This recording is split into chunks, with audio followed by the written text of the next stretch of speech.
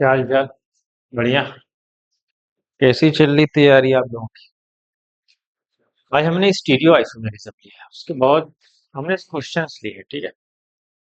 कौन जीआई कर रहा है, कौन ओआई कर रहा है, R S configuration, EZ nomenclature, और कितने कायरल सेंटर हैं, कौन एंशियोमर है, हो सकता है नहीं हो सकता है, प्लेन ऑफ सिमेट्री कहाँ हो सकती है नहीं हो सकती, सेंटर ऑफ सिमेट्री कहाँ हो सकती है नहीं हो सकती। ये सब पे बेस्ड हमने बढ़िया बढ़िया क्वेश्चंस लिए हैं, ये सारे। और हमें इसको क्या करना है, तो आपको इसको सॉल्व करते हुए चलना पड़ेगा, ठीक है। पहला क्वेश्चन आपकी स्क्रीन पे है। क्या लिखा हुआ है बताओ भाई? लिखा हुआ है कि number of stereo isomer. Stereo किसको बोलते हैं? स्टीरियो का मतलब होता है ज्योमेट्रिकल भी आ जाए उसमें, ऑप्टिकल भी आ जाए। स्टीरियो का मतलब ही यही होता है क्या? हम स्टीरियो का मतलब है चाहे या जीआई भी हो सकता है या ओआई भी हो सकता है, चाहे वो ज्योमेट्रिकल शो कर रहा है या ऑप्टिकल शो कर रहा है, हम दोनों को काउंट करके उसको हम बोलते हैं स्टीरियो आइसोमर। पहला क्वेश्चन है, टू ब्रोमो थ्री क्लोरोब्यूटेन, चार कार्बन की चेन है। मेरा टू पे ब्रोमो है, थ्री पे क्या है, क्लोरो है। बताओ। हमें पता है कि जब स्टीरियो हम निकालते हैं तो हम देखते हैं कि अगर सिर्फ कायरल सेंटर काउंट कर लेते हैं, हम जीआई काउंट नहीं करते। अगर कोई डबल बॉन्ड है उस कंपाउंड में तो हम वहां पे स्टीरियो सेंटर देख लेते हैं, कितने हैं स्टीरियोजेनिक। ये तो ओपन चेन कंपाउंड है, इसमें तो नॉर्मली हम क्या देखेंगे, बस कायरल कार्बन ना। एक कायरल कार्बन यहाँ पे है, एक कायरल सेंटर यहाँ पे कायरल। कोई सिमेट्री नहीं दिख रही है। अगर ऐसा होता two three dibromobutane, तब तो एक सिमेट्री आ जाती। उनको पता है इसका आइसोमर कितना होगा, टू की पावर टू। कितने आइसोमर आएंगे इसके, स्टीरियो चार, ठीक है। अगर इसमें टू थ्री डाई ब्रोमो होता तो बीच में प्लेन ऑफ सिमेट्री आती। आपको पता है दो पे सिमेट्री आने पे तीन आता है, तीन पे आने पे चार आता है। आपको पता है वो फार्मूला भी एक लिखते हो ना, टू की पावर, उससे भी छोटे मोटे क्वेश्चन तो सॉल्व ही हो जाते हैं। चलो यहाँ पे कोई सिमेट्री नहीं, से टू की पावर टू लगा देंगे। चलो इस पे आते हैं। ये डबल बॉन्ड है, सी डबल बॉन्ड सी दिख रहा है हमें। क्या ये ओ आई तो कर नहीं सकता? कहीं से कायरल सेंटर नजर नहीं आ रहा। कहीं कायरल सेंटर दिख रहा है? कहीं नहीं, क्योंकि सब C H two C H two C H two, कहाँ कायरल। ये डबल बॉन्ड बस चेक कर लो, जीआई तो नहीं कर रहा है। अगर हम दोनों तरफ से घूम जाए, इस तरफ से एक बार इस तरफ से, सिमिलर पाथ है, कोई डिफरेंस है ही नहीं। मतलब कार्बन से हमने क्या पढ़ा है जीआई में, कार्बन से लगे जो दोनों ग्रुप या एटम होने चाहिए वो डिफरेंट होने चाहिए। साइक्लिंग में क्या करते हैं, हम दोनों तरफ घूम जाते हैं। अगर दोनों तरफ घूमने पे पाथ डिफरेंट मिले, मतलब सेम पाथ ना मिले, तो वो जीआई करता है। यहाँ तो सेम ही पाथ है, तो इसका मतलब यहाँ तो स्टीरियो आइसोमर है ही नहीं, जीरो है। तो जीआई कर ही नहीं रहा। ये कब कर सकता है? मैं यहाँ कोई मिथाइल लगा दूं यहाँ पे ऐसे, तब ये जीआई कर, तब ये जीआई कर जाएगा। मतलब किसमें बीच में कोई ऑक्सीजन लगा रहा है तो कायरल सेंटर भी हो जाएगा, वो ओआई भी कर जाएगा। या मैं कोई हेटेरो एटम लगा दूं, मान लो बीच में, यहाँ ओ लगा दूं, और यहाँ पे भी क्या लगा दूं, ओ लगा दूं। अब ये जीआई कर, इस तरफ से पाथ डिफरेंट है, इस तरफ से आने पे फर्स्ट कार्बन, यहाँ पे ऑक्सीजन मिल रहा है, इधर कार्बन मिल रहा है, इसका मतलब पाथ डिफरेंट है। अब ये जीआई कर जाएगा, अब ये जीआई कर जाएगा। चलो इस पे आते हैं। साइक्लिक कंपाउंड में क्या पढ़ते हैं हम? साइक्लिक कंपाउंड में हम पढ़ते हैं कि वन टू पोजीशन पे कोई ग्रुप लगा होगा तो जीआई करेगा। साइक्लो एल्केन की बात हो रही है, एल्कीन की नहीं। साइक्लो एल्कीन में मिनिमम आठ कार्बन चाहिए होता है, आपने पढ़ा, क्योंकि आठ कार्बन से कम पे सिर्फ सिस फॉर्म एग्जिस्ट करता है, ट्रांस एग्जिस्ट नहीं करता, क्योंकि रिंग छोटी साइज है। अगर उसका ट्रांस बनाने जाओगे तो रिंग रप्चर हो जाएगी, ब्रेक कर सकती है, उसका एग्जिस्टेंस खतरे में आ जाएगा। करेक्ट, उसका एग्जिस्टेंस खतरे में आ जाएगा। इसलिए हमने पढ़ा है कि मिनिमम आठ कार्बन की रिक्वायरमेंट है साइक्लोएल्केन के लिए। तो साइक्लोएल्केन ये तो जीआई करेगा नहीं, तो दोनों वन वन पोजीशन पर है। जीआई इनकी वजह से हो सकता है, इनकी वजह से। अच्छा, हमें से स्टीरियो आइसोमर पूछ रहा है। स्टीरियो में तो हमें कायरल सेंटर देखना है। टोटल अगर पूछा जाए ये जीआई करेगा तो हाँ जीआई कर, ये दोनों जीआई कर रहे हैं सिस ट्रांस। लेकिन अगर ये कहा ये कायरल सेंटर ये भी है, इस तरफ से पाथ डिफरेंट है, इस तरफ इस तरफ से पाथ डिफरेंट है। अबे हमें कहा जाए कि साइक्लिक में हमें देखना है कायरल, तो हम दोनों तरफ यहाँ भी घूमते हैं, पाथ डिफरेंट होगा तो कायरल हो जाएगा। चारों वैलेंसी डिफरेंट है, ये भी कायरल। कोई सिमेट्री नहीं है, तो स्टीरियो आइसोमर क्या होगा, 2 की पावर 2 4 4 स्टीरियो आइसोमर, इसी में जीआई भी काउंट हो जाता है, आपको पता है।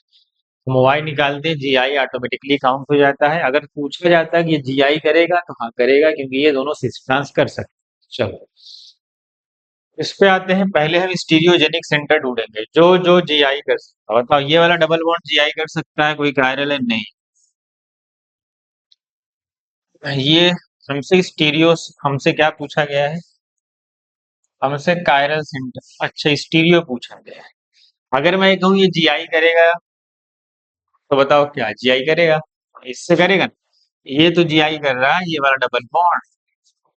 और जीआई कौन कर रहा है, ये जो दो ग्रुप लगे हुए हैं ये दोनों, ये भी तो जीआई में जा सकते हैं डैश वेज में। ये वाला ग्रुप, ये वाला और ये वाला भी तो जीआई में जा सकते हैं, ठीक है। लेकिन हमसे जीआई नहीं पूछा, हमसे स्टीरियो पूछा है, हमें टोटल बताना है। तो टोटल बताने के लिए हम कायरल सेंटर पे ढूंढते हैं। एक कायरल यहाँ पे, एक कायरल यहाँ पे, दो कायरल, और एक ये जो जीआई वाला डबल बॉन्ड, ये वाला तो कुछ भी नहीं, ये तो कुछ नहीं करेगा। और ये साइक्लोएल्कीन है, अब होता है साइक्लोएल्कीन, तो जीआई नहीं करता, मिनिमम 8 कार्बन चाहिए।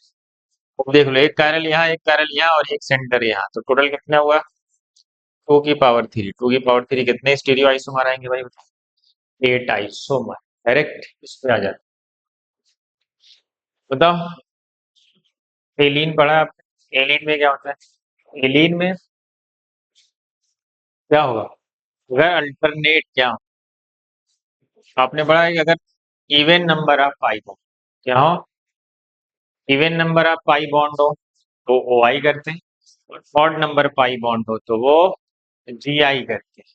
अब देखो ये वाला पाई बॉन्ड क्या कर रहा है, ये तो जी आई कर रहा है, क्योंकि यहाँ पे एक हाइड्रोजन लगा हुआ है और एक मिथाइल से कनेक्ट है। यहाँ पे एक हाइड्रोजन लगा हुआ और एक ये पूरा ग्रुप है, ये तो जी आई कर रहा है, करेक्ट। इस वाले डबल बॉन्ड रहते हैं even number of pi bond. हमको पता है दो अल्टरनेट पाई बॉन्ड एक दूसरे के परपेंडिकुलर होते हैं, तो इवन नंबर वाले इसीलिए कर लेते हैं कि वो एक दूसरे के परपेंडिकुलर आते हैं, उनमें कोई सिमेट्री नहीं आती। और ऑड वाले में क्या होता है, जी आई होने के लिए एक प्लेन में होना चाहिए, तो जब अल्टरनेट ऑड होंगे, ये पाई ये पाई, ये एक दूसरे के परपेंडिकुलर है, जो अगला वाला पाई आएगा तो उन दोनों आपस में परपेंडिकुलर होंगे, ये वाला और तीसरा वाला आपस में सेम प्लेन में आ जाएंगे, इसलिए वो जीआई करने लगते हैं। तो पता है ये कितने हैं, even number of pi bond. ये जीआई तो नहीं करेगा लेकिन ओ आई तो कर सकता है, इसका मतलब ये ओ आई करेगा, इसके भी दो आइसोमर बनेंगे, इसका मतलब ये ओ आई तो करेगा और ये जी आई कर रहा है, इसका मतलब 2 की पावर 2 कितना है, इसके 4 आइसोमर आएंगे, करेक्ट। एक यहाँ से ओ आई वाला और यहाँ से वी आई वाला। चलो इस पे आते हैं। बताओ ये क्या कर रहा है, ये तो वी आई कर ही रहा है, क्योंकि एक हाइड्रोजन है, एक मिथाइल, यहाँ पे भी एक हाइड्रोजन और एक ये पूरा ग्रुप, तो ये क्या कर रहा है हमारा, ये तो जी आई तो कर ही रहा है, करेक्ट। तो इस पे आते हैं, 1 2 3 ऑड नंबर है, ऑड नंबर वाले क्या करते हैं, ये भी जी आई करेगा, तो एक ये, एक यहाँ से सेंटर, 2 गामा 2 कितना आएगा, और दो आइसोमर यहाँ से आएंगे, दो यहाँ से आएंगे, तो टोटल हमारे पास क्या होंगे, 4 आइसोमर। चलो यहाँ पे आते हैं, इसका बताओ भाई, इसमें कितने आइसोमर बनेंगे, पहले कायरल सेंटर ढूंढो, कायरल, ये कायरल, ये भी कायरल, ये भी कायरल, क्योंकि पाथ डिफरेंट है दोनों तरफ से घूमने पे। ये भी कायरल है, और एक ये वाला जो सेंटर है, ये भी तो जी आई है, यहाँ से भी तो एक सेंटर जनरेट होगा, ये भी तो जी आई करता है। तो 4 ये और एक ये 5, तो कितना हो गया, 2 की पावर, तो कितने आइसोमर बनेंगे इसके, 2 की पावर, करेक्ट।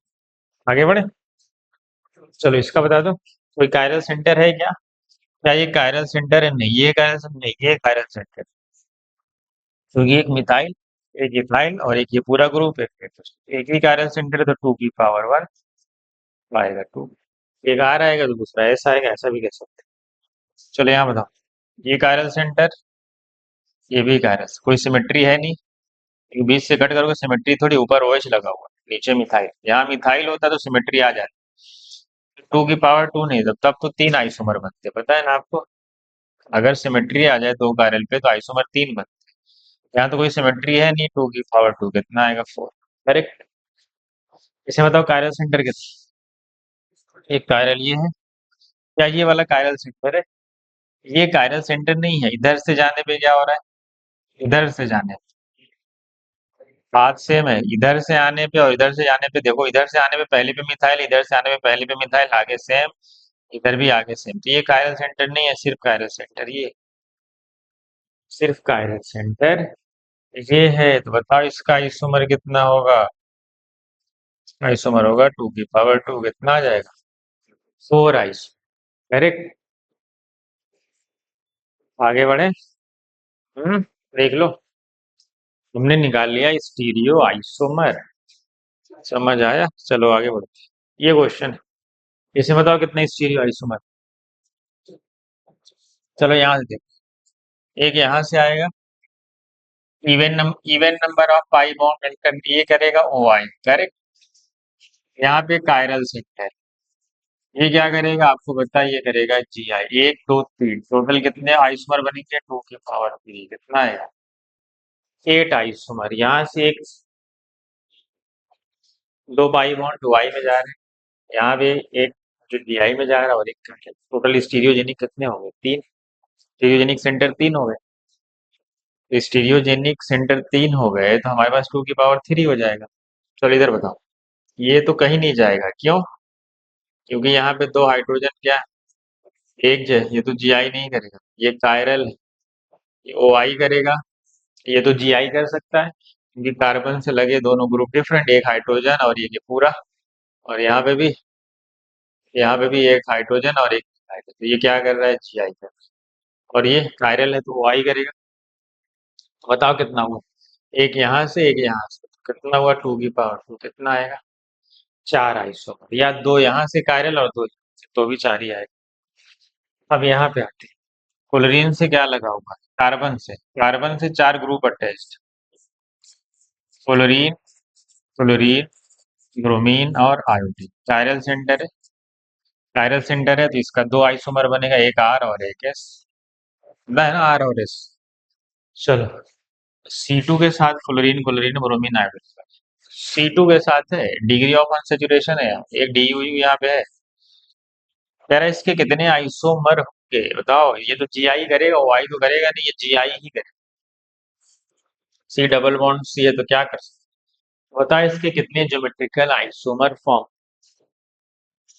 तो पहले हम कोई भी एक स्ट्रक्चर बना लेते हैं, ये फ्लोरीन, यहाँ पे क्लोरीन लिख लेते हैं, यहाँ पे ब्रोमीन लिख लेते हैं, यहाँ पे आयोडीन। हमें पता है इजेड नोमेनक्लेचर में क्या होता है बताओ, पीरियोडिटी देखी जाती है जिसका एटॉमिक नंबर ज्यादा है, किससे, ब्रोमीन और आयोडीन में किसका ज्यादा, आयोडीन का ज्यादा।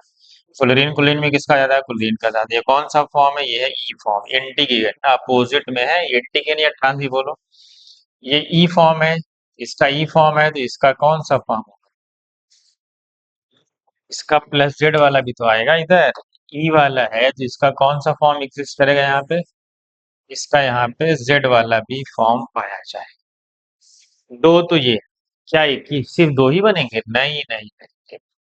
अगर मैं किसी एक को फिक्स कर दूं, मैंने मान लो फ्लोरीन को फिक्स कर, किसी एक को फिक्स कर दो, ऐसे निकालिए, फ्लोरीन को उठा के यहाँ रख, मतलब एक बार फ्लोरीन के साथ क्लोरीन है, ऐसा सोच लो।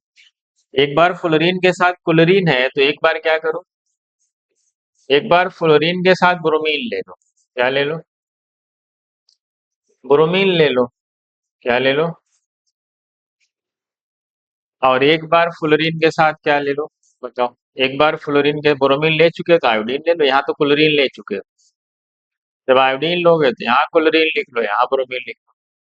तो बताइए कौन सा फॉर्म है, इसका एटॉमिक नंबर ज्यादा, इन दोनों में इसका एटॉमिक नंबर ज्यादा, ये कौन सा फॉर्म, अपोजिट में ई है तो इसका प्लस जेड भी बनेगा, ई है तो जेड होगा ना भाई। चलो इसका बताओ, ये है पीरियोडिक में इसको ज्यादा, इसका एटॉमिक नंबर ज्यादा, इसमें एटॉमिक नंबर ब्रोमीन का ज्यादा, ये भी कौन सा फॉर्म है, ये ई फॉर्म है, इसका भी क्या होगा, जेड। इसके अलावा कोई और नहीं बनेगा, तुम बना के देखो, कोई ना कोई रिपीट होता है। इसके अलावा तुम कोई भी बनाओगे, सेम ना सेम रिपीट, 2 यहाँ से 2 यहाँ से 2 यहाँ से, टोटल 6 बने। इसके अलावा तुम कोई नहीं बना सकते, चाहे बनाओगे तो कोई ना कोई इसी में से रिपीट हो जाएगा। समझे? समझ आया? आगे बढ़ गया। तो ऐसे हम जीआई निकाल। चलो आगे बढ़। क्या पूछा है? अच्छा, कौन है इसमें जो जीआई कर रहा? अच्छा, ये बताना है सिर्फ कौन जीआई, कितने कंपाउंड ऐसे हैं जो जीआई कर रहे हैं। पहला कह रहा है कि टू मिथाइल ब्यूटीन। क्या है? टू मिथाइल ब्यूटीन कैसा होगा भाई? टू पे मिथाइली। क्या कह रहा है? टू मिथाइल ब्यूटीन कुछ ऐसा हो। दो पे मिथाइल लगा दो, कुछ ऐसा हो। तुम्हें पता है जब दो पे मिथाइल है, एक दो, तो क्या होगा? दोनों मिथाइल एक जैसे नहीं हो जाएंगे। क्या ऐसे यहाँ पे ब्यूट टू इन भी लिखा जा सकता है, कोई मसला नहीं है, ठीक है। ब्यूट वन इन तो कभी करेगा ही नहीं, क्योंकि लास्ट में टर्मिनल पे दो हाइड्रोजन आ जाएंगे। इसका नाम क्या? One two three four, two पे मिथाइल है, ब्यूटीन है, कैसे करेगा भाई? दोनों क्या होगा? दोनों मिथाइल एक जैसे हैं तो नहीं करेगा। आपको पता है सी डबल बॉन्ड सीओ, तो कार्बन पे लगे दोनों ग्रुप क्या होने चाहिए? डिफरेंट होने चाहिए। या सी डबल बॉन्ड एन का लिंकेज भी हो सकता है, या N double bond N linkage भी हो सकता है। आपसे भी क्वेश्चन पूछ दिया जाए कि minimum number of carbon required for a compound to show GI, इसका आंसर क्या होगा बता सकते हैं आप? चलो इस पे आते हैं। मिथाइल, ये तो कर ही रहा है। ये कौन सा फॉर्म है? सिस फॉर्म है, इसको ना दोनों वेज में। ये ओ आई नहीं करेगा, क्यों? क्योंकि दोनों तरफ से साथ इसमें कायरल सेंटर की। ये जी आई तो कर। ये कौन सा फॉर्म है? ये सिस फॉर्म है, तो इसका प्लस ट्रांस फॉर्म होगा, तो ये तो एग्जिस्ट कर रहा है। चलो ये करेगा, हाँ करेगा ना भाई, क्यों नहीं करेगा? कैसे करेगा? ऐसे करेगा। एन पे क्या लगा हुआ है? एन पे लगा हुआ है ओ एच और एच, तो नाइट्रोजन से लगे दोनों ग्रुप क्या है? हाइड्रोजन नहीं लगा। यहाँ पे एक क्या है? लोन पेयर है, यहाँ पे मिथाइल है कुछ। यहाँ पे देखो कार्बन से लगा दोनों ग्रुप डिफरेंट। ये ऑक्सिम होता है, इसको क्या बोलते हैं? ऑक्सिम। ऑक्सिम भी तो जीआई करते हैं। नाइट्रोजन से लगे लोन पेयर को भी हम डिफरेंट मानते हैं। चलो इधर बताओ जीआई होगा। ये डबल बॉन्ड तो नहीं करेगा, क्योंकि ये डबल बॉन्ड 6 कार्बन की रिंग। साइक्लोएल्कीन के लिए मिनिमम 8 कार्बन चाहिए। ये दोनों तो कर सकते हैं ना? हाँ? ये दोनों तो कर सकते हैं। तो ये इसकी वजह से कर हो जाएगा, ठीक है। चलो इस पे आते हैं। बता ये कितने की कार्बन है? एक दो तीन चार पाँच छह सात आठ नौ दस, ये तो 10 कार्बन की साइक्लोएल्कीन। और ये ट्रांसफॉर्म दिख रहा है, तो ये जीआई करेगा। पता है ना, 8 ही भी कर जाता है तो 10 है। चलो इस पे आते हैं। चलो बताओ करेगा। चलो यहाँ पे कार्बन है, यहाँ पे कार्बन है, कार्बन से लगे दोनों ग्रुप डिफरेंट है, करेक्ट। अच्छा, अब रिंग है, एक तरफ रिंग अटैच, तो रिंग के दोनों तरफ घूमना। रिंग के दोनों तरफ से ये ग्रुप की जो पोजीशन है वो सिमेट्रिकल पाथ है। दोनों तरफ से पाथ क्या है? सिमेट्रिकल पाथ है, तो ये जीआई नहीं करेगा। अगर इसी मिथाइल को मैं उठा के कहाँ रख दूं? यहाँ लगा, या यहाँ लगा दूं, या यहाँ लगा दूं, या यहाँ लगा दूं, तो जीआई करेगा। अदरवाइज वो जीआई नहीं करेगा, क्योंकि पाथ डिफरेंट होना चाहिए। पाथ सेम है, इसको उठा के यहाँ यहाँ यहाँ यहाँ कहीं भी रख दोगे तो करेगा। चलो इस पे आते हैं। यहाँ पे कार्बन है, यहाँ पे कार्बन, एक मिथाइल एक इथाइल। चलो इधर से तो करेक्ट है, दोनों डिफरेंट है। अब रिंग में घूमे। चलो इधर से जा रहे हैं, वन टू, दो पे मिथाइल, तीन पे मिथाइल, चार, यहाँ कुछ नहीं करता। इधर से जाते हैं। दो त्यारे सिमेट्री है, मॉलिक्यूल देखो सिमेट्रिक है, बीच से कट करो, ऊपर नीचे क्या है? एकदम सिमिलर है, तो सिमेट्रिक मॉलिक्यूल है, तो जीआई तो करेगा नहीं। इसको उठा के यहाँ रख दो तो कर ले, क्योंकि दोनों तरफ से रास्ता डिफरेंट होना चाहिए, भी वो जीआई करेगा, नहीं तो नहीं करेगा। चलो इस पे आते हैं। कार्बन से लगा एक इथाइल और एक मिथाइल, ठीक है, इस तरफ से तो लॉजिक है। ऑक्सीजन के ऊपर प्लस है, मतलब यहाँ पे एक लोन पेयर भी होगा, वो दिखाया नहीं है, तो इसका मतलब ये जीआई करेगा। करेक्ट। इस पे आते हैं। आपने पढ़ा था एलीन में क्या होता है? कितने पाई बॉन्ड है? One two three, odd pi bond. Odd में क्या होता है? ऑड में जीआई हो जाता है, प्लस ये दोनों डिफरेंट होने, H B R cis form है, दोनों एक ही तरफ है, जो सिस फॉर्म है ना। इवन होता तो ट्रांस होता है, ठीक है। चलो इधर आते हैं। ये क्या जीआई कर रही है भाई, ये साइक्लोएल्कीन और 5 की, इसका only cis form, trans exist नहीं करेगा, इसका ओनली ये सिस फॉर्म ही है, जो बना हुआ है सीसी है। इसका ट्रांस नहीं बन सकता, मॉलिक्यूल का ट्रांस बनाने जाओगे तो मॉलिक्यूल ही नहीं बन सकता, मतलब उसका एग्जिस्ट ही नहीं करेगा वो, टूट जाएगा। अब बताओ ये वाला कंपाउंड, ये कार्बन है, कार्बन से लगे मिथाइल क्या हो गए, सेम हो गए, तो कैसे करेगा, नहीं करेगा भाई, दोनों क्या हो गए, दोनों मिथाइल हो गए ना। कार्बन से लगे डबल बॉन्ड से दोनों मिथाइल नहीं करेगा। चलो इधर आते हैं, कार्बन से यहाँ पे देखो दो हाइड्रोजन है, तो ये भी नहीं करेगा, तो इसका मतलब ये जीआई कर ही नहीं है। चलो इस पे आ, ये कार्बन, ये साइक्लो एल्किन ही साइक्लो एल्किन है, तो चाहे इस तरफ से सिस ट्रांस तो हो सकता है, एक बार सिस फॉर्म में भी ये हो सकता है और एक बार ट्रांस फॉर्म में भी हो सकता है, इसका मतलब ये जीआई करेगा। इस पे आते हैं। ये है साइक्लो एल्किन नहीं करेगा। ये क्या है, डबल बॉन्ड है, मतलब यहाँ पे दो हाइड्रोजन, तो ये भी जीआई नहीं करेगा। देख लो, समझ गए, एक बार देख लो अच्छे से। ठीक है, आगे बढ़े। चलो नंबर ऑफ कायरल सेंटर, चलो अब ओआई की तरफ बढ़ रहे हैं, जीआई तो हो गया। ओआई की तरफ बढ़ने से पहले हम कायरल सेंटर ही तो देखते हैं, बताओ इसमें कितने कायरल सेंटर है। कायरल सेंटर क्या होता है, ऐसा ग्रुप, ऐसा आइटम जो फोर डिफरेंट वैलेंसी रखता हो और उसका हाइब्रिडाइजेशन sp3 हो, और आइसोटोप को हम डिफरेंट एटम मानते हैं और लोन पेयर को भी एज एन एटम ट्रीट किया जाता है। ये सब पढ़े हो तुम। चलो अब ढूंढो कायरल कहाँ कहाँ, ये कायरल है, हाँ है, रास्ता अलग अलग है दोनों तरफ से। ये भी कायरल है, इधर से रास्ता डिफरेंट है, ये भी कायरल है, इधर और इधर से रास्ता डिफरेंट है। ये भी कायरल है, क्योंकि उसमें भी दोनों तरफ से रास्ता डिफरेंट। बस ये तो कार्बन sp2 हाइब्रिडाइज है, कितने कायरल सेंटर है इसमें, 4। डायरेक्ट देख लो, 4। और अगर वो कार्बन है तो उसको हम कायरल कार्बन भी बोल सकते हैं। अब बताओ, यहाँ तो कायरल सेंटर, ये सल्फर के पास क्या है, एक तो है ना, ये दिखा नहीं है लोन पेयर, और इसका हाइब्रिडाइजेशन sp3 है, इसका मतलब ये भी क्या है, कायरल सेंटर, एक ऑक्सीजन, एक इथाइल, एक लोन पेयर, 4 अलग अलग हो गए। इस पे आ जाओ, ये भी तो कायरल ही है, इधर दूसरा ग्रुप, इधर दूसरा ग्रुप, ऊपर मिथाइल, एक हाइड्रोजन। ये नाइट्रोजन बताओ क्या है, इसके पास एक लोन पेयर तो है, ये sp3 भी है, एक इथाइल, एक हाइड्रोजन, एक लोन पेयर, एक इस तरफ, लेकिन ये कायरल नहीं है, क्यों, क्योंकि ये कहाँ जा रहा है भाई, क्योंकि ये बिजी है किसमें, अगर नाइट्रोजन का लोन पेयर, किसी का लोन पेयर रिजोनेंस में जाने लगेगा तो फिर वो कैसे रहेगा, sp3 रहेगा नहीं, sp2 हो जाएगा, तो मतलब वो कायरल नहीं है, तो इसमें कितने कायरल सेंटर है, सिर्फ 2। करेक्ट, देख लो भैया अच्छे से देख लो। चलो इस पे आ जाते हैं। सल्फर के पास एक लोन पेयर होगा, सबको पता है क्या होगा, एक लोन पेयर। ये तो कायरल हो ही गया, एक इधर अलग, एक ऑक्सीजन, एक लोन पेयर होगा, sp3 है भी, ये भी कायरल होगा, मॉलिक्यूल में कोई सिमेट्री नहीं दिख रही ना, तो सब कायरल ही होंगे, कोई ग्रुप लगा दो, ये भी कायरल, ये भी कायरल, कितने कायरल सेंटर, देख लो, सही ना। बस दोनों तरफ घूम जाओ, रास्ता अलग होना चाहिए।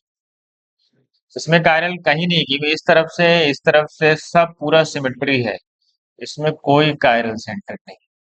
कायरल सेंटर हो जाएगा, पता है कब, अगर मैं कहीं ग्रुप लगा दूं इस तरफ, या मैं यहाँ लगा दूं, अब अगर मैं कहूँ यहाँ पे ग्रुप लगा, क्या ये कायरल हो गया, अब ये भी कायरल हो गया, और ये भी कायरल हो गया, और ये भी कायरल हो गया, तीन का, ये इधर से डिफरेंट है, इधर से अलग है, इधर से डिफरेंट है देखो, और इधर से डिफरेंट है, सब अलग अलग है। जैसे ही मैं कोई ग्रुप लगाऊंगा तो सिमेट्री खत्म हो जाएगी, तो कायरल हो जाएगी, ठीक है, समझ गए। जो पहले क्वेश्चन था उसमें कायरल नहीं था, यहाँ पे लगाने के बाद तीन है, समझिए।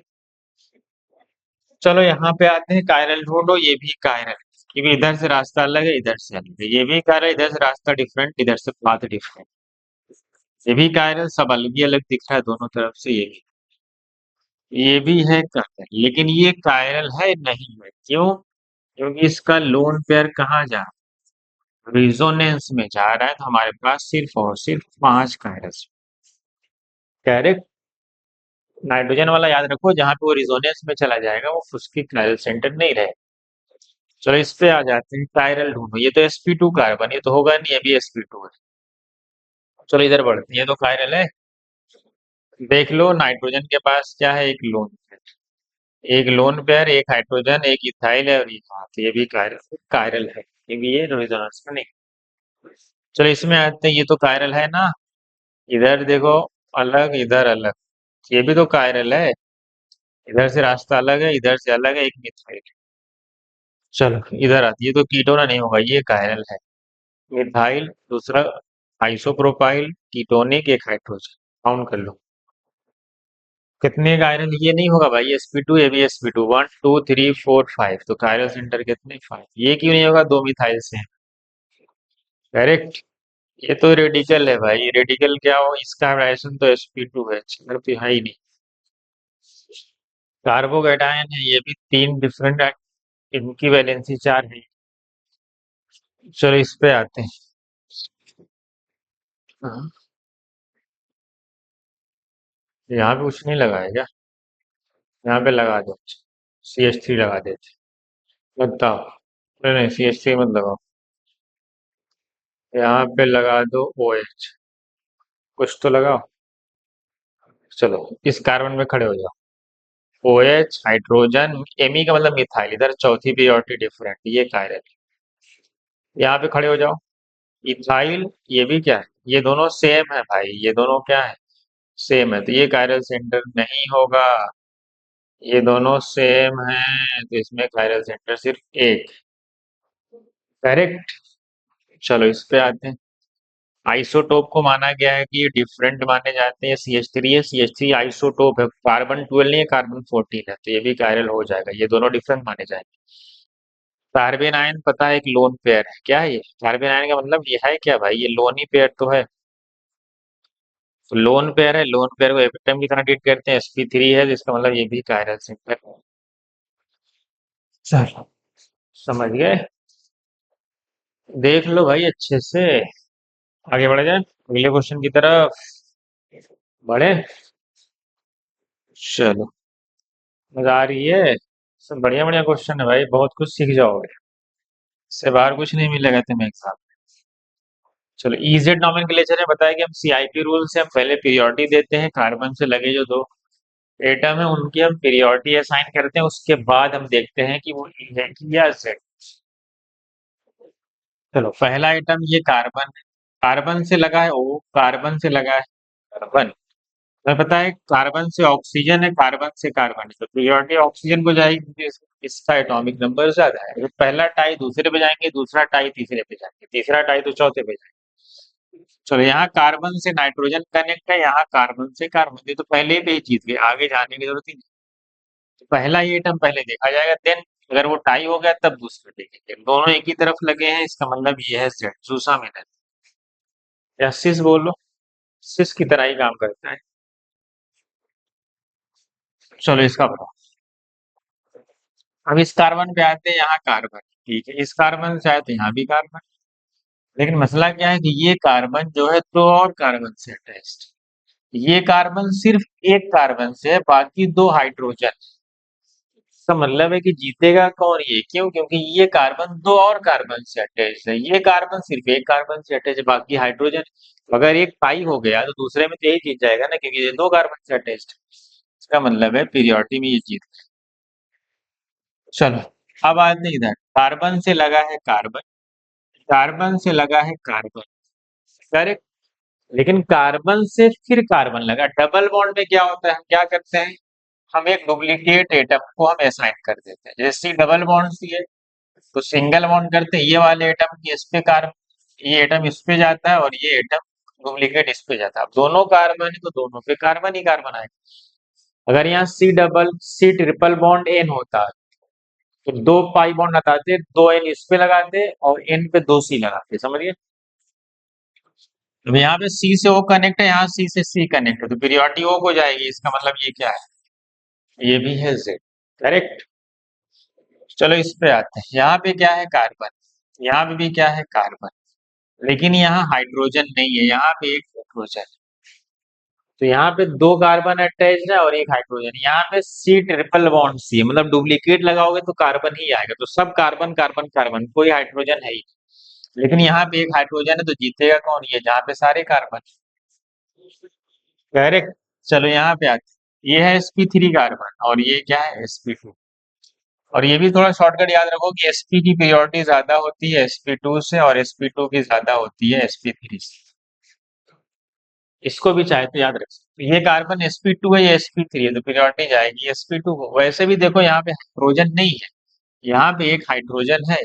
ये कार्बन सिर्फ दो कार्बन से लगा है, और ये बेंजीन वाला कार्बन, यहाँ तो हाइड्रोजन ही नहीं है। कार्बन कार्बन डबल बॉन्ड, अगर डुप्लीकेट को हटाओगे तो भी तो कार्बन ही लगाना पड़ेगा। इसका मतलब है यहाँ पे हाइड्रोजन नहीं, यहाँ पे हाइड्रोजन से पीरियोडिटी इसको जाएगी, दोनों एक ही तरफ है। ये भी आ रहा है जेड, ये सब जेड ही आ जाएगा क्या? चलो इस पे आते हैं।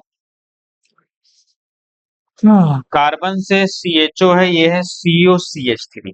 COCH3 कैसा होता है ये, और CHO कैसा होता है ये। चलो पहला कार्बन तो टाई है, यहाँ पे भी कार्बन है, यहाँ पे भी कार्बन। दूसरे में देखो, यहाँ डबल बॉन्ड हो, यहाँ भी डबल बॉन्ड हो, लेकिन ये हाइड्रोजन से कनेक्ट है, ये कार्बन से कनेक्ट है, इसलिए प्रियोरिटी इसको जाएगी। समझिए। COCl, यहाँ पे भी CO है, C डबल बॉन्ड हो, OH है। यहाँ पे क्या है, C डबल बॉन्ड हो, Cl है।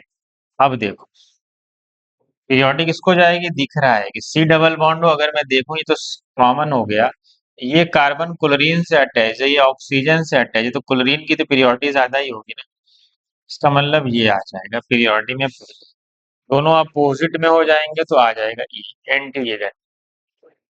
चलो इस पे आते हैं। इसमें देखो ट्रिपल बॉन्ड है, ये sp कार्बन है, पता है ये sp2 कार्बन है, पीरियोडिटी sp को जाते ही बताया मैंने, याद रखो।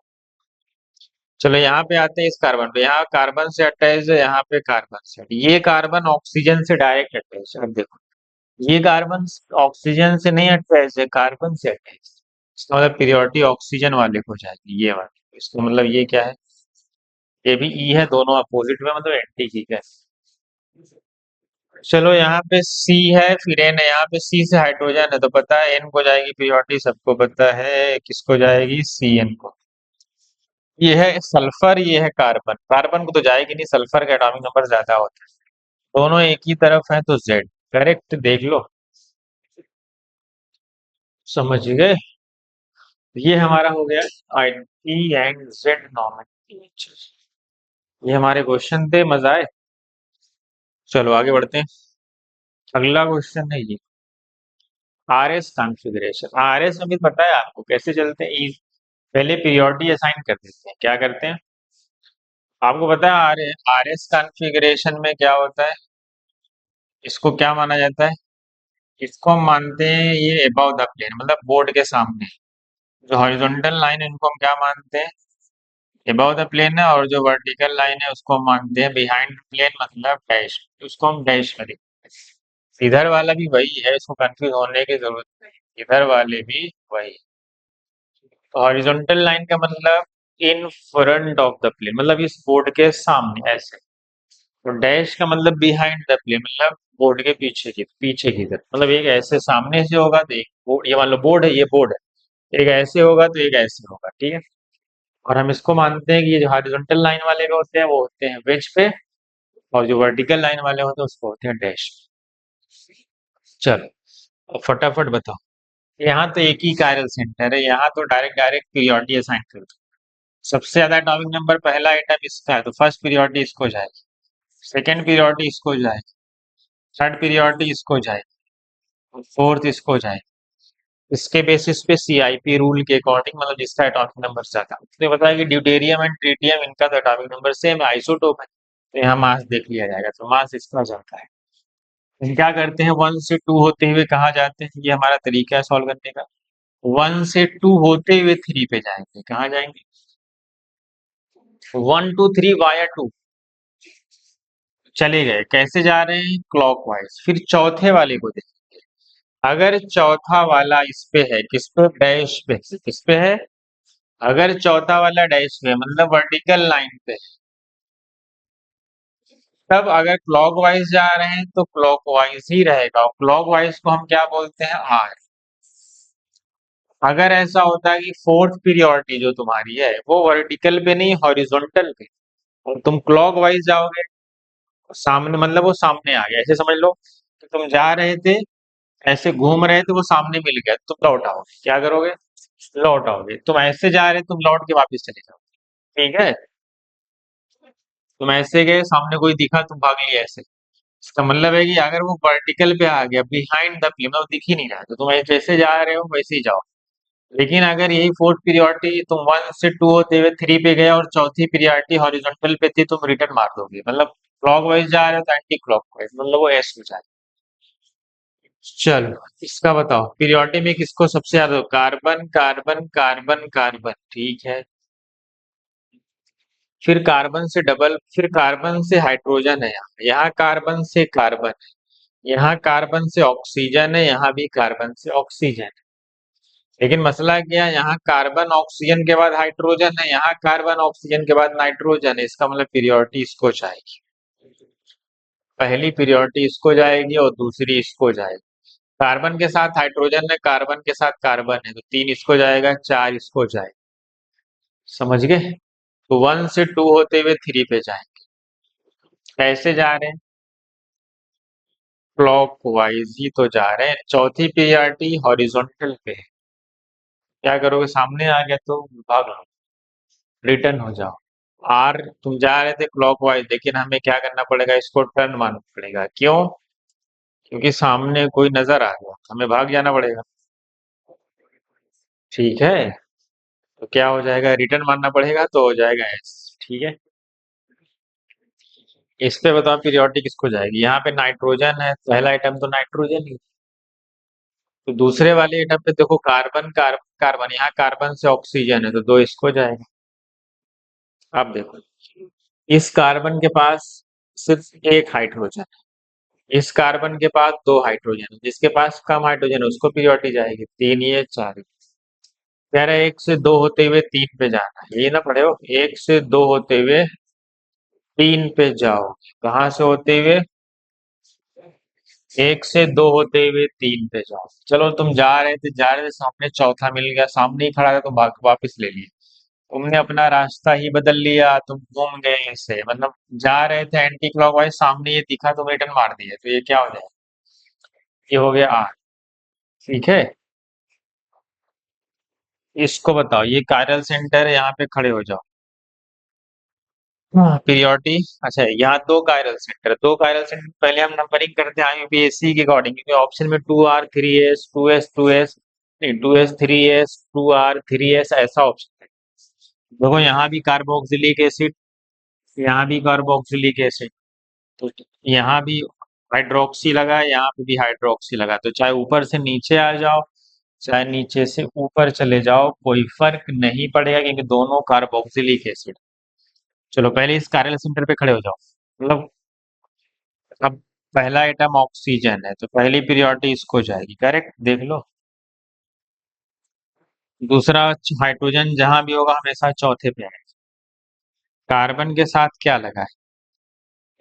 यहाँ पे खड़े थे तुम, यहाँ पे ऊपर गए कार्बन लगा है, नीचे गए यहाँ पे भी कार्बन, देख लो भाई, यहाँ पे भी कार्बन।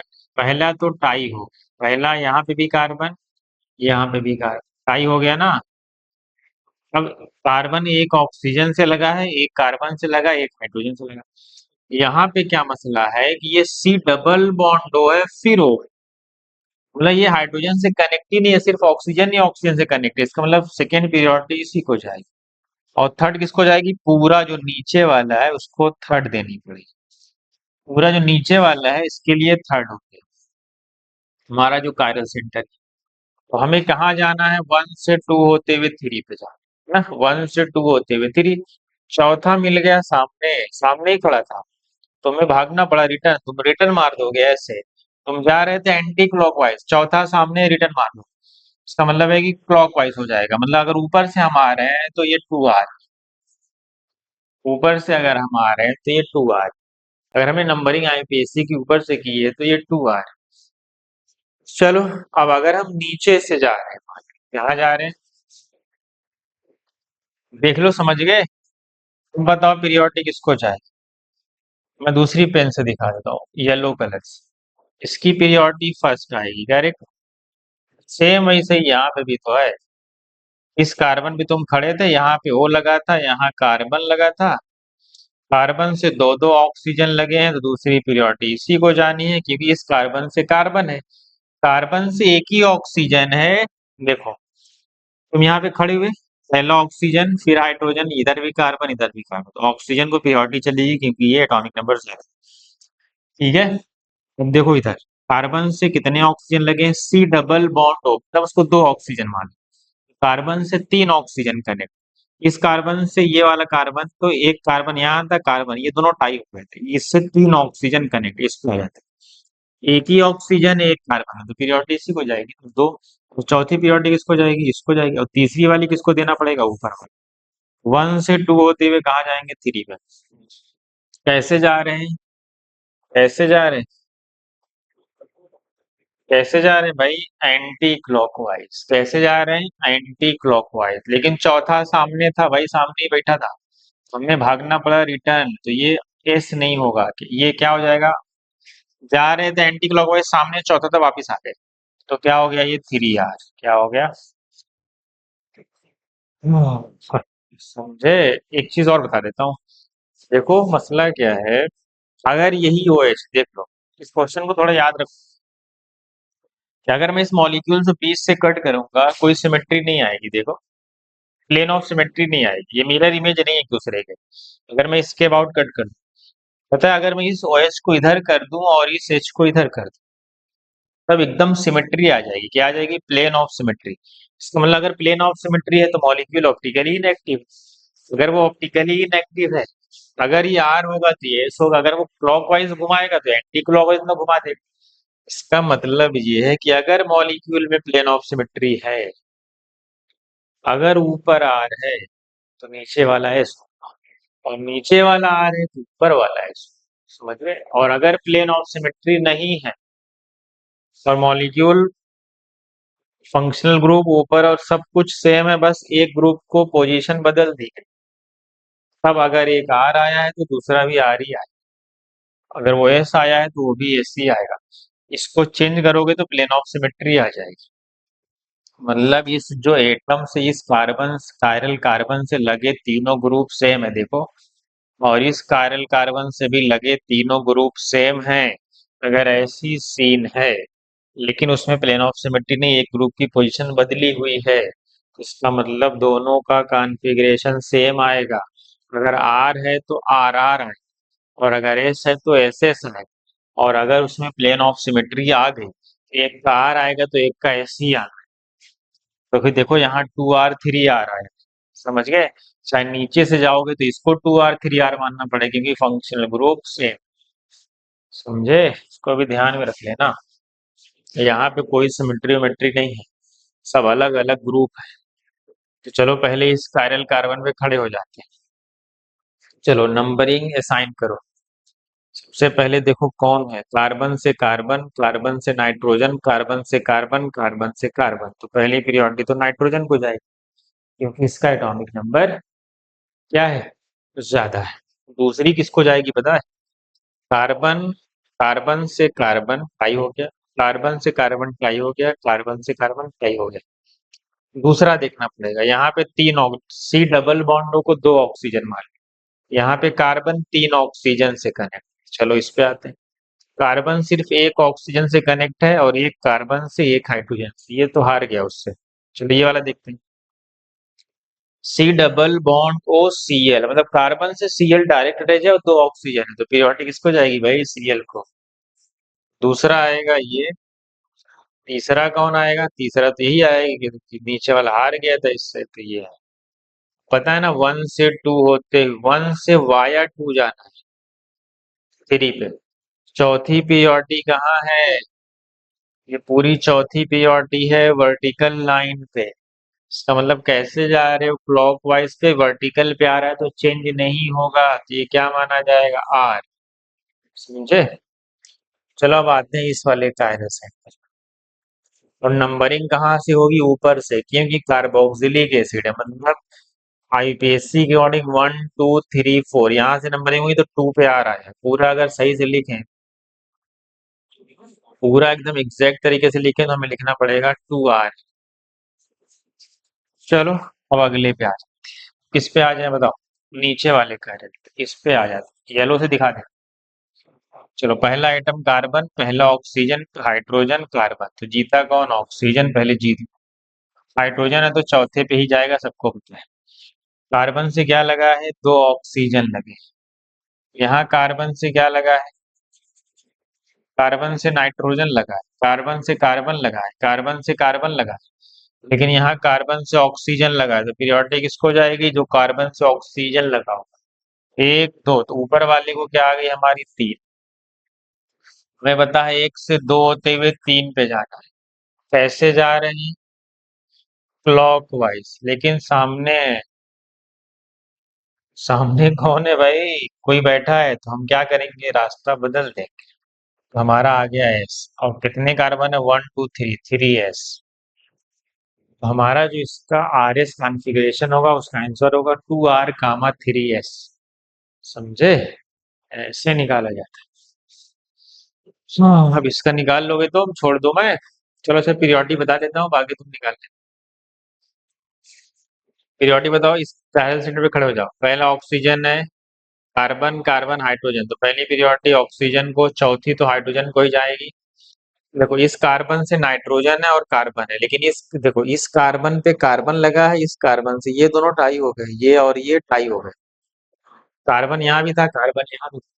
अब अगले पे जाएंगे। कार्बन से ऑक्सीजन लगा है, कार्बन से नाइट्रोजन, कार्बन से कार्बन, तो जीता कौन? जो कार्बन से ऑक्सीजन है, तो नीचे वाले को आया 3, तो 1 से 2 होते हुए 3 पे जाएंगे। बताओ कैसा है? कैसे जा रहे हो? Anti clockwise. लेकिन सामने है चौथा। रिटर्न मार दो, उल्टा हो जाए तो क्या हो जाएगा? रिटर्न मारोगे तो क्या हो जाएगा? सार हो जाएगा। और कौन सार होगा इसमें? कौन पीरियड? अगर यूपीएससी के अकॉर्डिंग देखोगे, अल्डिहाइड से चालू करो, ये तो अल्कोहल है। 1 2, इसका मतलब ये है 2R। यहाँ का कॉन्फ़िगरेशन यहाँ का, ये है 2R ना। क्या है? यहाँ का कॉन्फ़िगरेशन है 2R। ऊपर वाले कायरल सेंटर का कॉन्फ़िगरेशन है 2R। करेक्ट। चलो अब नीचे वाले पे आ जाते हैं। चलो पहला है नाइट्रोजन को पीरियोडिक जाएगी, क्योंकि कार्बन इधर है, उधर भी कार्बन है, कुछ फायदा नहीं। अब देखो चौथी किसको जाएगी? हाइड्रोजन को, सबको पता है। अब आते हैं यहाँ पे खड़े हो जाते हैं। कार्बन से ऑक्सीजन, कार्बन से कार्बन, कार्बन से हाइड्रोजन, एक ऑक्सीजन एक कार्बन एक हाइड्रोजन अटैच। चलो इधर आते हैं। कार्बन से सिर्फ एक ऑक्सीजन लगा है,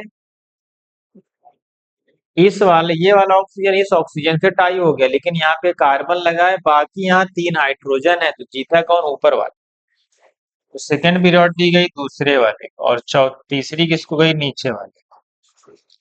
1 से 2 होते हुए कहाँ जाओगे? 3 पे। कैसे जा रहे हो? Anti clockwise. चौथा सामने, रिटर्न मार दोगे। क्या आया? 3R। तो इसका करेक्ट है 2R, 3R। समझे? ये था RS। निकाल आएगा तो 2 पैरल सेंटर का ही एग्जाम में आएगा। समझे?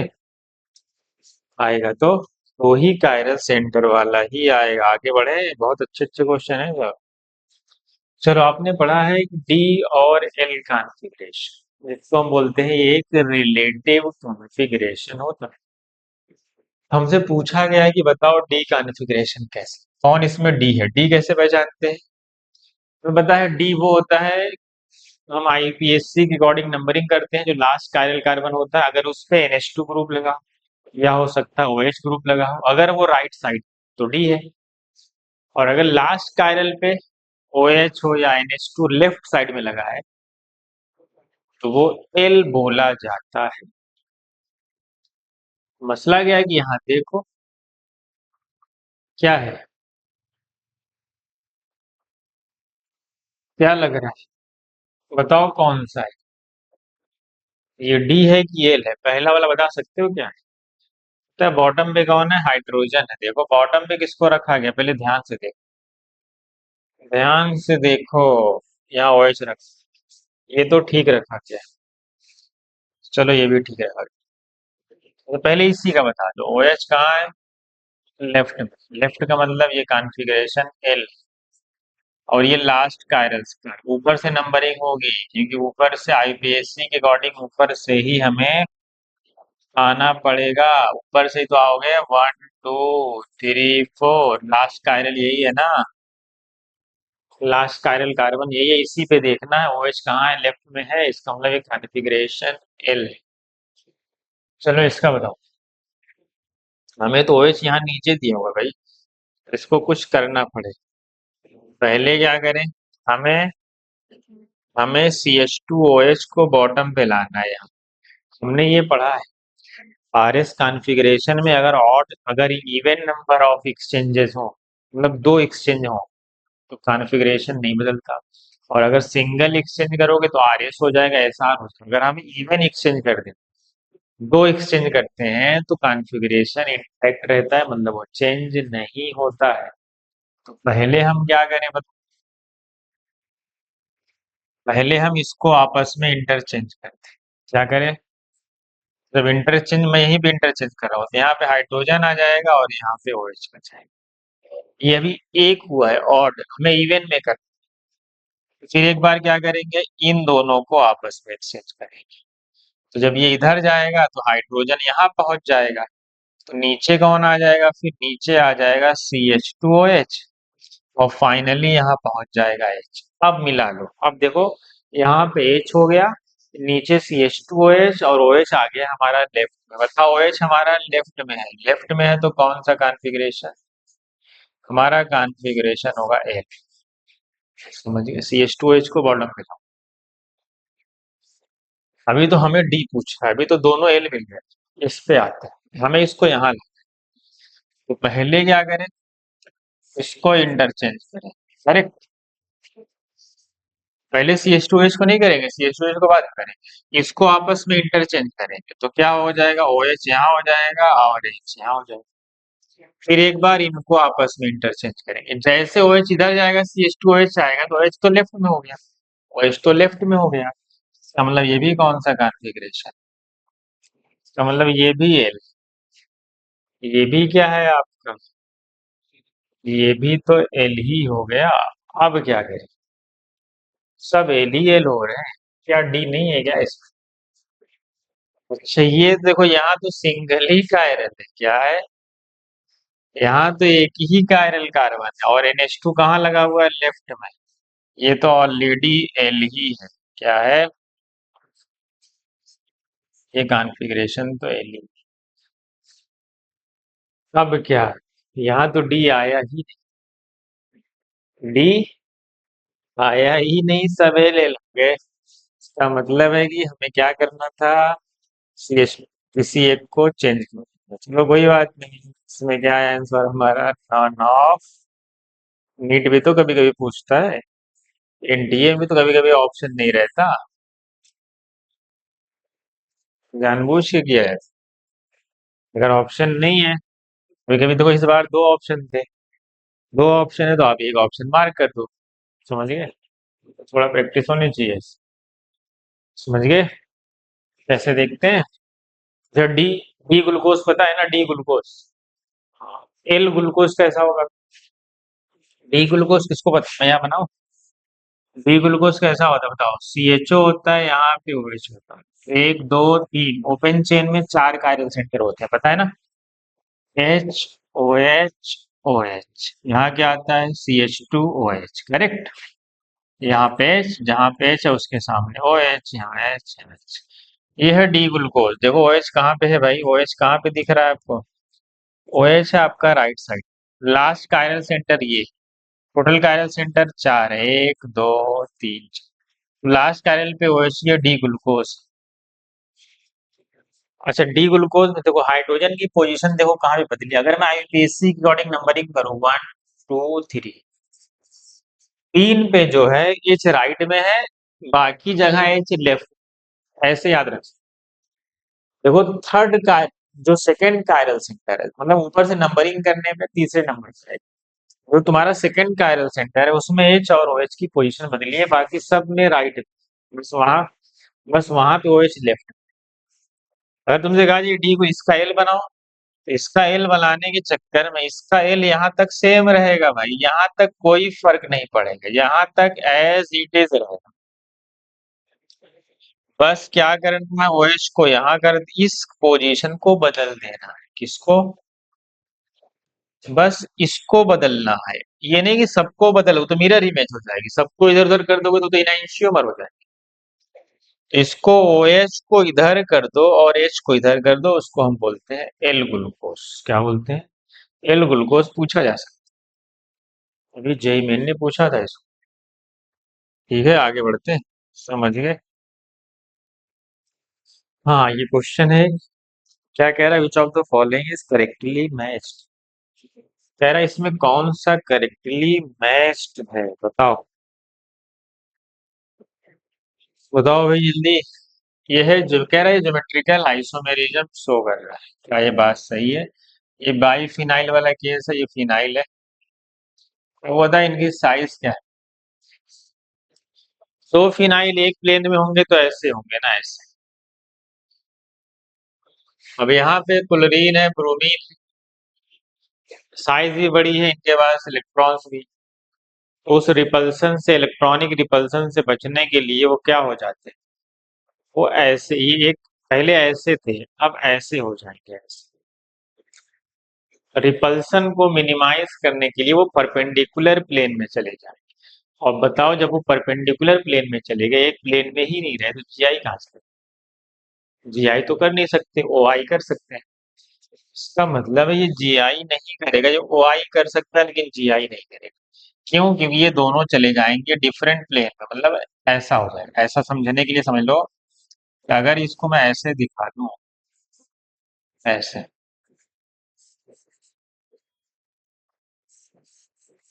ये डिफरेंट प्लेन में चले जाए, ये एक दूसरे के प्लेन में परपेंडिकुलर हो जाए। क्या हो जाते हैं? ऐसे दिखा सकते हैं कि ये मतलब ये घूम गया, मतलब इस प्लेन से बाहर चला गया। इसका मतलब कह रहा है जीआई करेगा नहीं करेगा भाई, कैसे करे? क्योंकि वो प्लेन ही क्या हो गया अलग, तो इसका मतलब पहला तो रॉन्ग। इधर आते, कह रहा है कि सिस टू ब्यूटीन का डाइपोल मोमेंट ज्यादा होता है ट्रांस टू ब्यूटीन से, क्या बात सही है? तो सिस टू ब्यूटीन होगा कैसा? जनरली सिस का डाइपोल मोमेंट ज्यादा होता है, जनरली कह रहा हूँ मैं, मतलब मैक्सिमम केस में। ये सिस फॉर्म, और ये क्या है आपका? ये आपका ट्रांसफॉर्म। डायरेक्ट कह रहा है सिस का डाइपोल मोमेंट ज्यादा है ट्रांस टू ब्यूटीन से, क्या बात सही है? बताओ इसका का इस कार्बन का हाइब्रिडाइजेशन कितना है, बताओ। ये जो कार्बन है ये sp2 है और ऊपर वाला sp3 है, तो डाइपोल की डायरेक्शन नीचे की तरफ जाएगी, क्योंकि जो ज्यादा इलेक्ट्रोनेगेटिव होगा डाइपोल उधर ही जाएगा। अगर मैं इसका डाइपोल बनाऊंगा तो वो भी नीचे ही जाएगा। और दोनों डाइपोल की डायरेक्शन एक ही है, तो इन दोनों का रिजल्टेंट कहीं नीचे जाएगा। करेक्ट, इन दोनों का रिजल्टेंट कहीं नीचे जाए। इसका मतलब दोनों डाइपोल ऐड हो रहे हैं, इसका मतलब चलो इसका देख लेते हैं। ये कार्बन है sp2, ये कार्बन है sp2, इसका डाइपोल इधर और इसका डाइपोल इधर, दोनों डाइपोल एक दूसरे के अपोजिट में है। ये डाइपोल जनरली कैंसिल हो जाएंगे, तो इसका तो डाइपोल मोमेंट जीरो आ गया और इसका डाइपोल मोमेंट नॉन जीरो आ गया। इसका मतलब ये वाला ऑप्शन सही है। और जनरली जो डाइपोल मोमेंट होते हैं, जब बॉइलिंग पॉइंट पूछेगा तो जनरली बॉइलिंग पॉइंट भी डाइपोल मोमेंट के प्रोपोर्शनल होते हैं। जिसका डाइपोल मोमेंट ज्यादा होता है उसी का बॉइलिंग पॉइंट भी ज्यादा होता है। लेकिन जब हम मेल्टिंग पॉइंट देखते हैं तो मेल्टिंग पॉइंट में जनरली ट्रांस ज्यादा स्टेबल होते हैं। मेल्टिंग पॉइंट उसकी लैटिस स्ट्रक्चर सिमेट्री पे डिपेंड, ठीक है, जो लैटिस में फिट बैठ जाएगा उसका क्या होगा? उसका डाइपोल मोमेंट, नहीं उसका मेल्टिंग पॉइंट ज्यादा होता है। तो कह रहा है मेल्टिंग पॉइंट सिस का ज्यादा होता है, नहीं ट्रांस का ज्यादा। ठीक है, कह रहा है इसमें कायरल सेंटर टोटल 12 है। अच्छा, काउंट कर लो भाई, एक यहाँ पे है, एक यहाँ पे है, करेक्ट। मॉलिक्यूल अनसिमेट्रिकल है भाई, बस देख लो वैलेंसी अलग हो, चारों वैलेंसी अलग होगी तो फिर वो हो जाएगा, क्योंकि कोई सिमेट्री है नहीं। ये भी कायरल, ये नहीं होगा, दो मिथाइल से ये हो सकता है, और एक ये हो सकता है, और एक ये भी, बस चारों सिमेट्री देख लो, चारों उसकी वैलेंसी अलग। यहाँ पे क्या है, लोन पेयर, ये भी एक कायरल सेंटर हो सकता है, और एक कायरल सेंटर ये भी हो सकता है। काउंट कर लेते हैं, बस ना देख लो, और तो कहीं नहीं दिख रहा है मुझे। एक, दो, तीन, चार, पाँच, छः, सात, आठ, नौ, 10, 11। यहाँ कितना लिखा है, 12। इसका मतलब ये भी करेक्ट। समझ गए, समझ आया। बढ़िया क्वेश्चन है भाई, इससे अच्छा क्वेश्चन कहाँ मिलेगा बताओ। इतनी मेहनत से बनाया गया है, सोच सोच कर। ठीक है, अगले क्वेश्चन पे चलें, बताओ। चलो, अगले क्वेश्चन की तरफ बढ़ते हैं।